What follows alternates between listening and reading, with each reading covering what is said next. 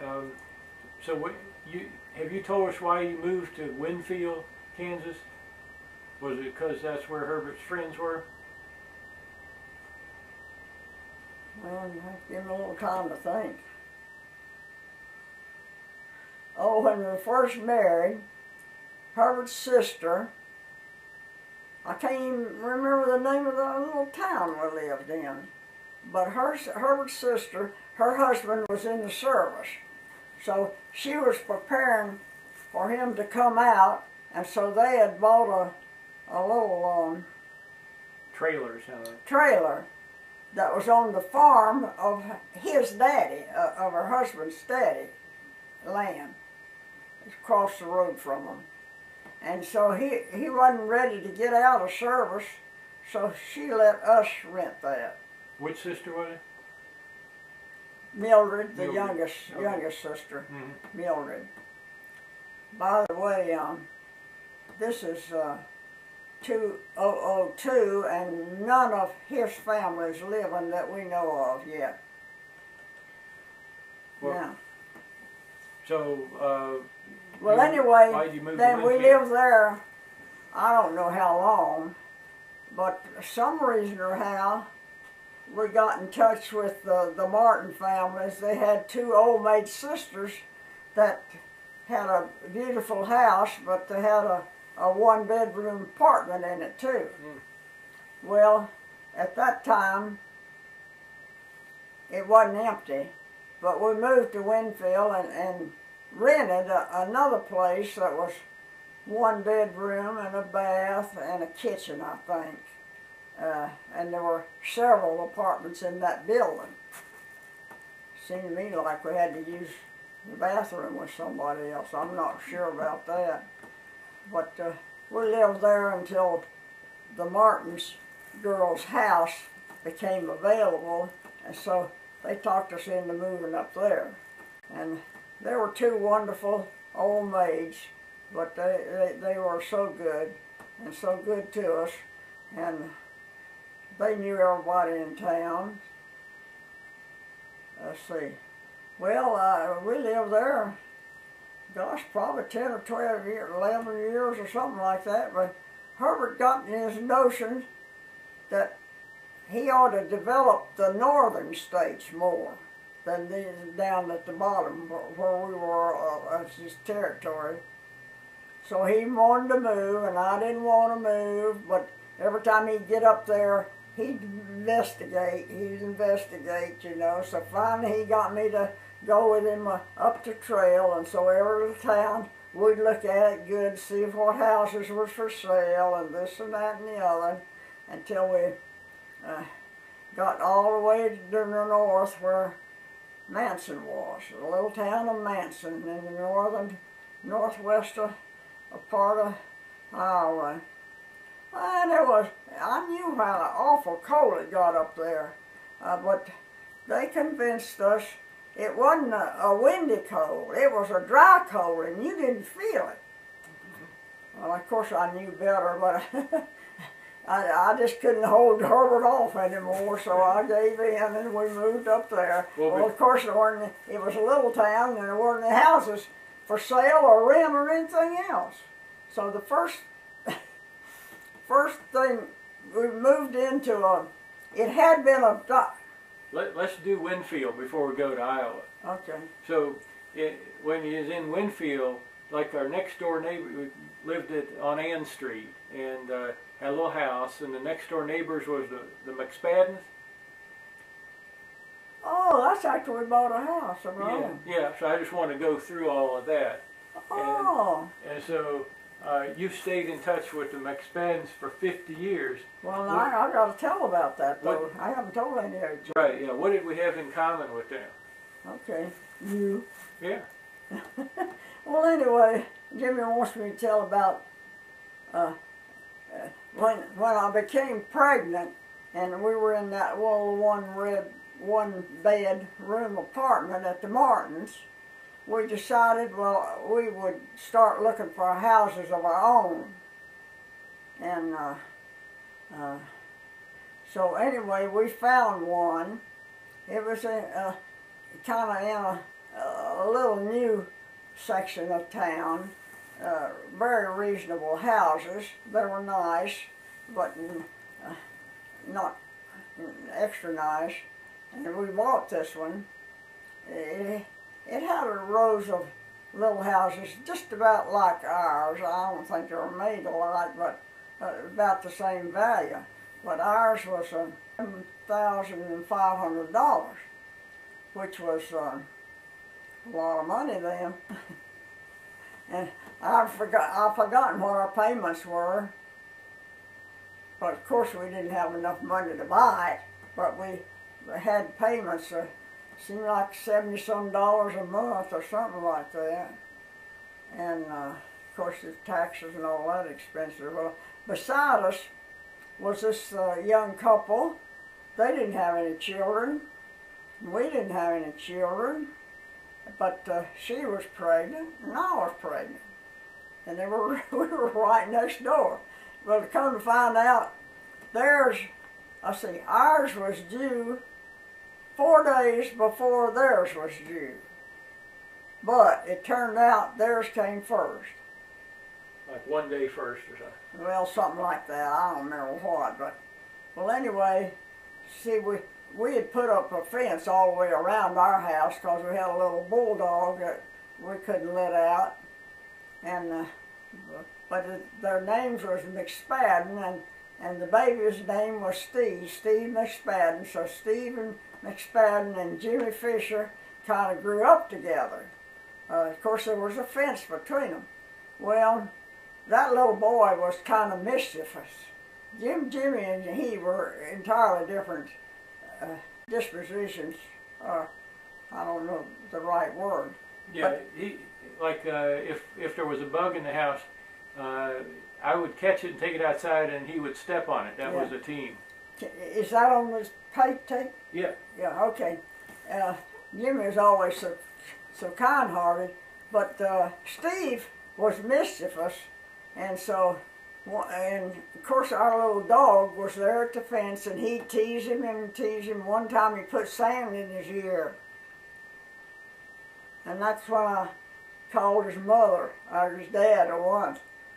But he had to pay for that, I expect, on his bottom. I don't remember what it was, but the McSpadden, Mr. McSpadden especially, he was pretty strict on Steve. Mm-hmm. He was a lawyer in town. Yeah, he was a lawyer. Well, anyway, the McSpaddens, how old were you when they moved?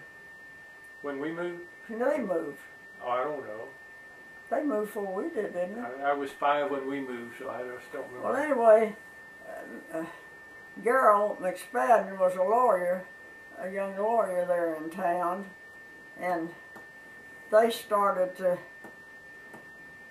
I can't remember whether they lived there when we moved, but anyway, since we've gone, they've moved in, they build their own houses, and every time they build it, they build a little farmer and all that. They eventually had another boy, but,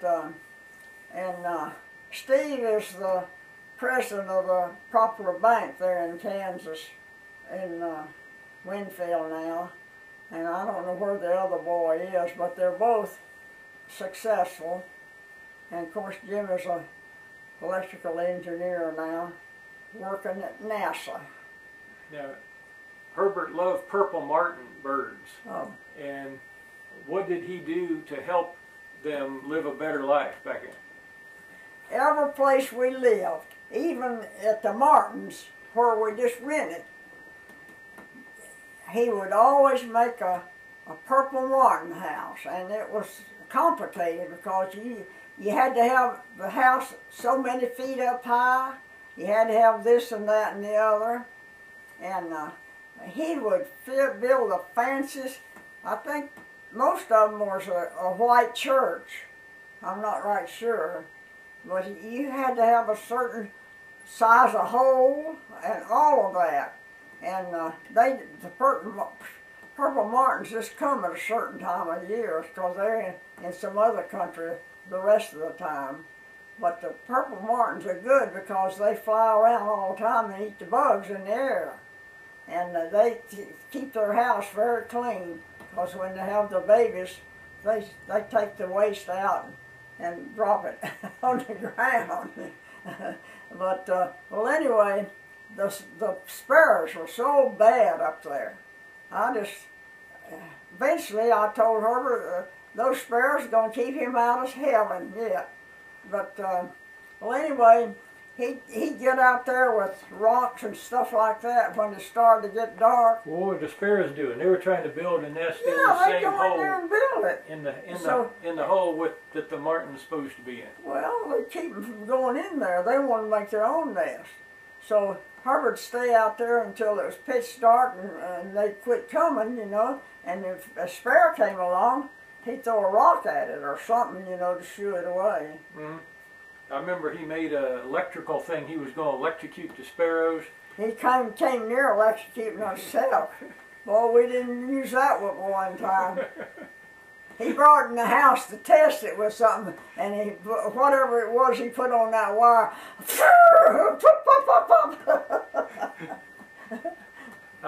I mentioned before that he was a sportsman. I remember him driving back from a fishing trip in Minnesota, Lake of the Woods, Canada, with a trunk of the car full of dry ice and game fish. There's some company he worked for that's every summer they sent their salesmen up into Canada. I don't think you could even drive all the way. I think you had to fly some of the way and this and that and the other. It's way out in the, you know, in the backwoods. Yeah, but it was a big fishing country. And I don't know what kind of fish it was, but let's see. They catch great big ones. So that places around there were prepared for fishermen to come and prepared with dry ice so that they could take their catches home.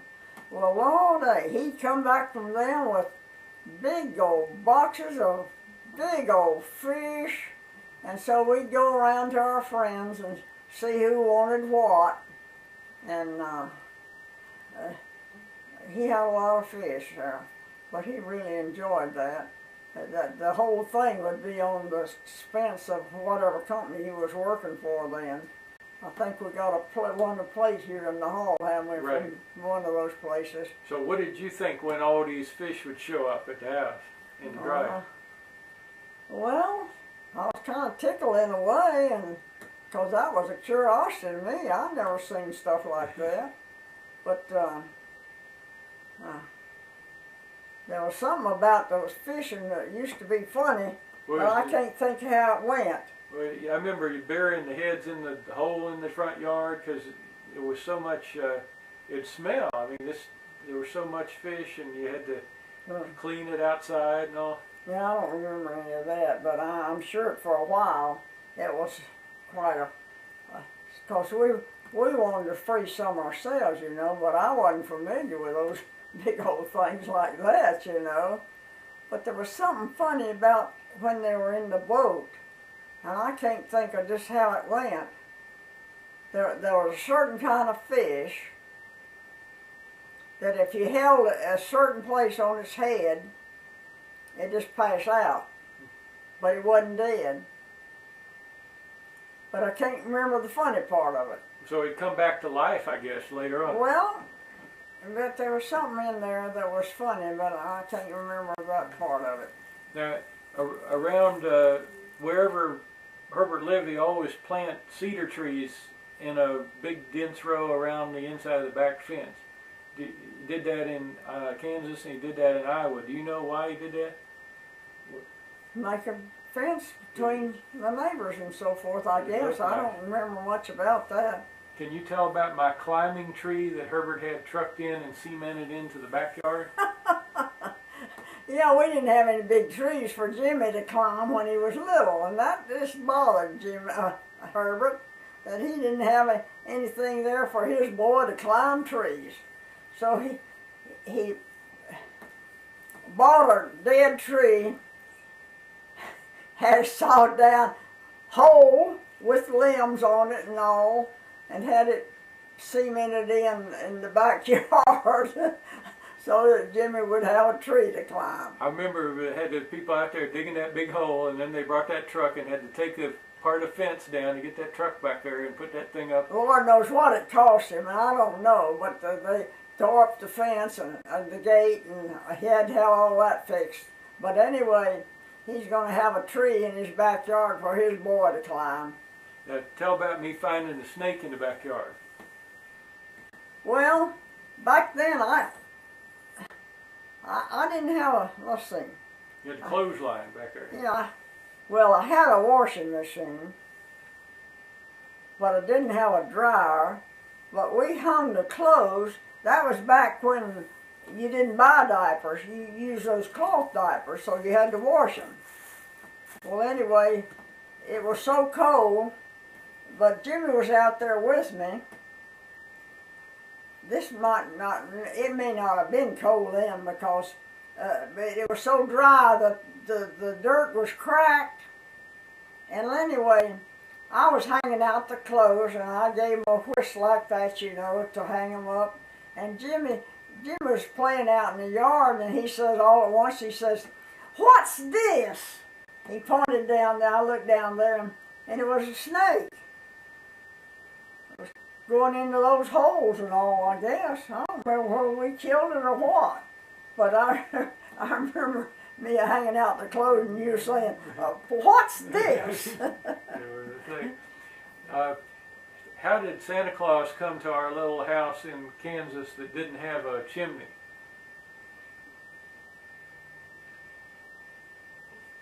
Well, he came through the front door, that was the thing.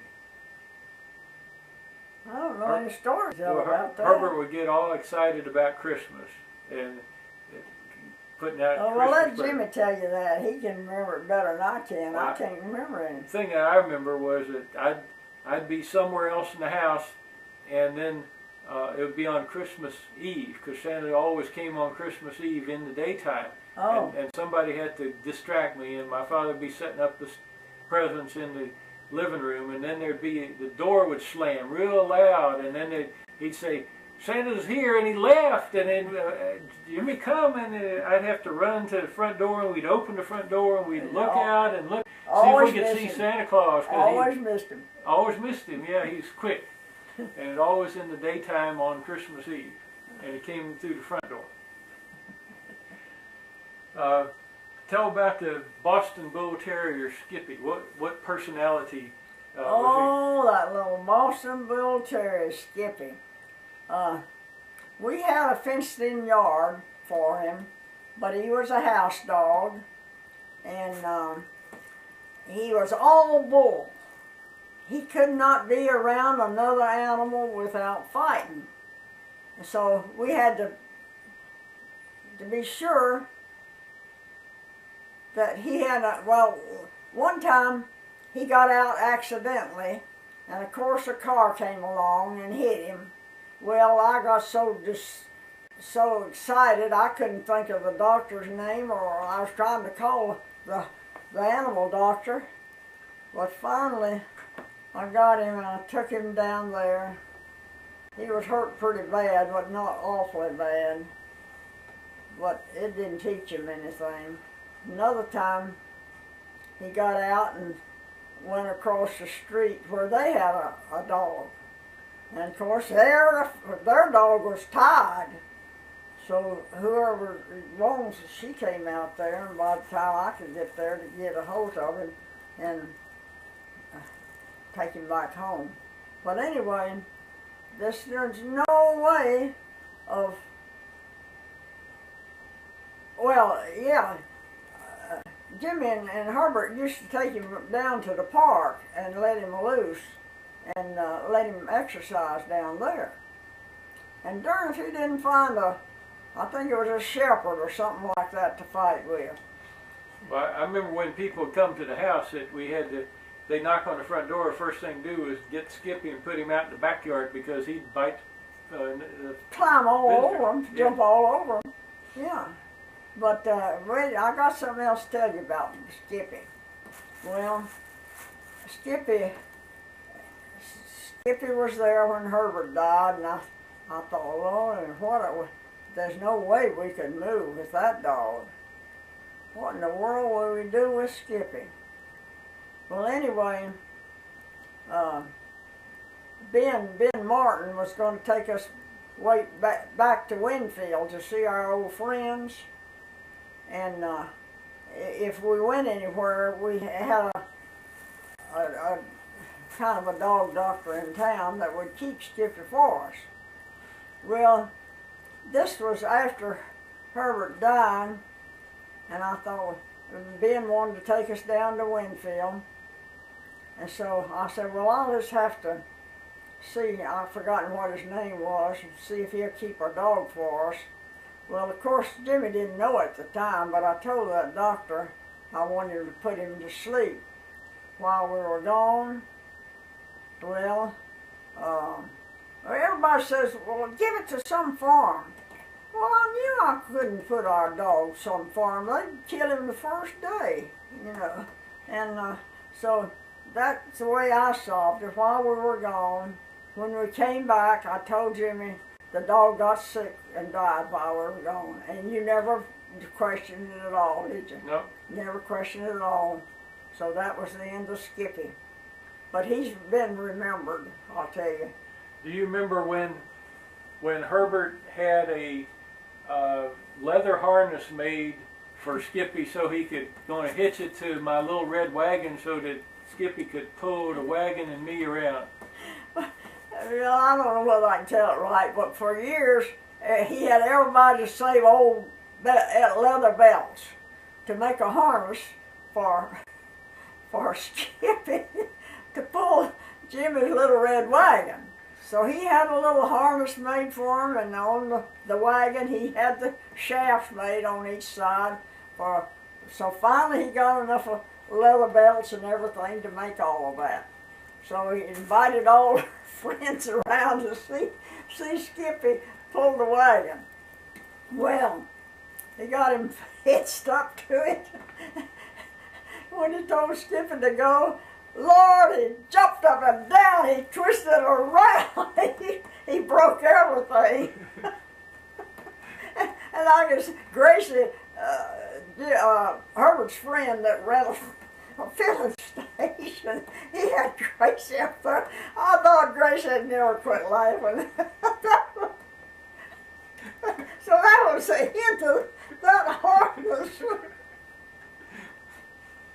I remember that too. I remember how proud he was of that harness. I went with him to the craftsman who had made it to pick it up and took it home, and then that was the result. But I think it kind of ruined your wagon too. it messed it up. It was awful. It just like wrapped it around the tree or something. You had an oil well. Most people think that having an oil well would make you rich. I understand it. Yeah, it was a 1/8 interest. 1/32. 32nd interest in a Kansas oil well. So, did you make any money from that? Well, Herbert, one of his roommate in college, drill wells out in Russell, Kansas. That was Lewis M. Nye? Lewis M. Nye was the company. No, the company that ran it, that took care of it, was M.I. Okay. Yeah.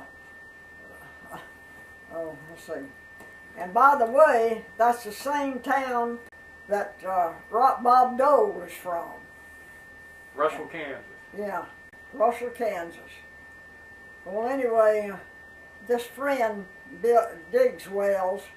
I guess Herbert and Ben Martin, both of them, had told him in the past if he saw some way that they thought they could make some money, could they buy a little interest in some well. Well, I forgot what it was. George thought, well, that was the time. I've forgotten where it was. It was out and around Russell, and we bought, I forgot what it cost us, but we bought a 32nd interest in that oil well.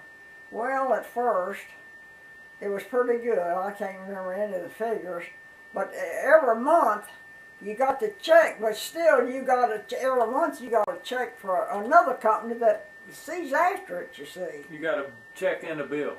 Yeah, well, different companies, you see. Yeah. And Well, it got to where that bill was bigger than the check. And so when it just got to where it didn't really pay, so some man out that knows the oil wells and all that, he bought up a whole bunch of interest like that, and they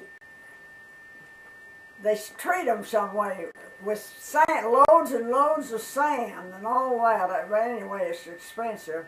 But he bought it from us, and so we decided there wasn't enough there to mess with anymore. So you really didn't make much money on it in the long run? No, not really. Yeah.